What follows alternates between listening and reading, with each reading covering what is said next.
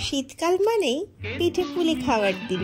আর পিঠে পুলির মধ্যে পাটিসাপটা হচ্ছে খুব পছন্দের একটি পিঠে। তো চলো আজকে তোমাদেরকে কিভাবে আমি পাটিসাপটা বানালাম সেটারই একটা ভিডিও করে রেখেছিলাম, তো ভাবলাম তোমাদের সাথে চলো শেয়ার করেই ফেলি। এই পিঠেটা তো এতটাই জনপ্রিয় যে সবারই ঘরে ঘরে এই পিঠেটা তো হবেই শীতকালে, তাই সবার নিশ্চয়ই জানা আছে, যার জন্য আমি ব্যাটারটার ভিডিওর ক্লিপটা আর তুলিনি।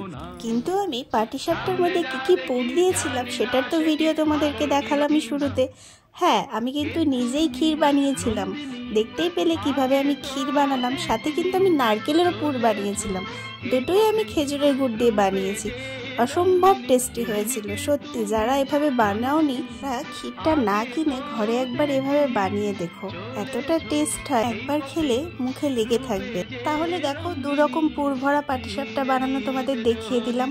কেমন হয়েছে অবশ্যই কমেন্টে জানিও। কিন্তু আমার তো দুবার বানিয়ে খাওয়া হয়ে গেল। কারা কারা কতবার খেলে পাটিসাপটা পিঠে?